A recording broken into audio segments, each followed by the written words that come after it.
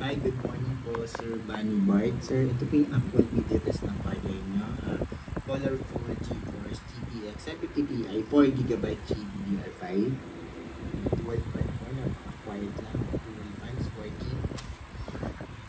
May 6-pin power connector required po. Kailangan nyo po gumamit na rated na power supply po. At least 550 watts pataas.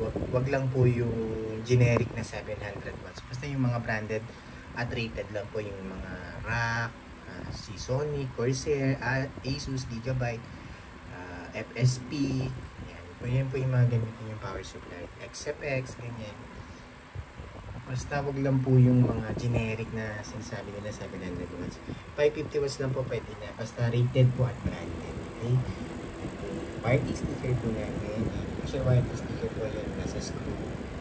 Below na colorful. It means po never pa na-open or na-repair. Yung mga wireless sticker din po namin sa bawal alisin or buksan po yung video card para in case dumating po sa inyo, hindi po gumagana yung video, papalitan po na yung agad. Basta intact po yung mga wireless sticker natin, hindi po binuksan yung video card, papalitan po na yung video.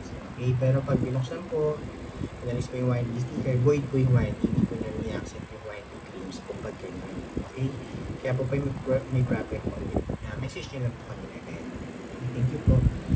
Serial number na video card. Tapos yan, per mark po tinitest natin. Time check po natin ngayon na running siya 7 minutes 16 seconds po na siya running sa per mark. NVIDIA GeForce GTX 1050 Ti. OpenGL errors none. Reading po ng MSI Afterburner software yan. Tapos yung graph. Yan yung line po na nasa taas. Napaka-smooth and stable lang po. Straight na straight lang siya. Ito po yung buong screen. Wala pong buong PC. Walang kahit na anong issue. Walang random restart or random shutdown, walang hang and freeze, wala din pong BSOD at garbage display na lumalabas. 100% po, guarantee na namin sa inyo. Wala po kayo magiging problema or sakit ng ulo. Okay po? Yan. Time check po ulit. Yan, 7 minutes, 55 seconds na siyang running. Napaka-smooth and stable time. May bunny, Sir Bunny Bart. May close ko na po to. Yan po yung per mark yung run natin. Settings niya. MSI Afterburner software. Yan po yung nare-read niya ng video file. Okay, same lang po. Full details and specs po sa GPU-Z. Yan. Yung sensor. Lahat naman po yan may binihing ganun po. Tapos driver check po. Right click lang ako sa desktop. Para, importante po kasi yung naka-install yung driver. Pinaka-importante po. Yan. Automatic install naman po yung driver sa Windows 10, Windows 11. Pero pag hindi po nag-automatic install, okay lang din. Wala naman po problema i-download and install. Wala naman po yung problema automatic install, mag-manual install kayo. Importante mag-install po yung driver, yun po yung pinaka-importante. Yan. Tapos open po Google Chrome. Yan, yung tab, ano yan. Ewan dito. Ito sa isa.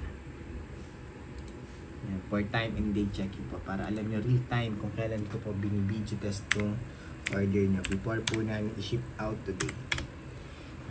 Yan, i-test po muna namin before po namin i-ship out. 10:11 AM Saturday, June 8, 2024. Yan po yung current date and time natin, real time before po namin i-ship out. Isa pa. Each time now.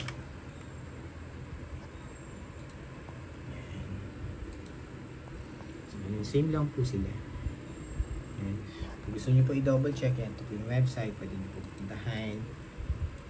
Yan. Kung legit, kung real time, kung nadadaya po yan, pwede nyo po puntahan yan ngayon. After namin isend sa inyo yung video, yan, ito din po isa.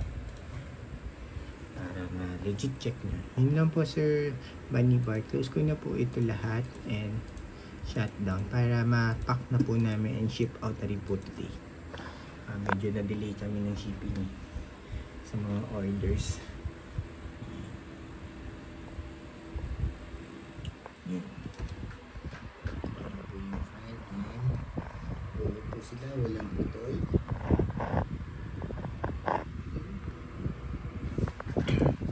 Nga po ulit. 6-pin power connector required. So, magagaling sa power supply. Ito po yung rated na power supply at branded. At least 550 watts pala. So, okay na po yun. Para hindi na po kayo masyadong pero kung meron na kayo, okay lang po. Basta wag lang po yung generic. warranty sticker namin. Ulitin ko lang po sir, bawal alisin or buksan yung video card. Push yung warranty sticker ng colorful, yun po. Tapos, yung serial number. Okay po. Yun lang po sir, Bunny Park. Thank you po. Bye.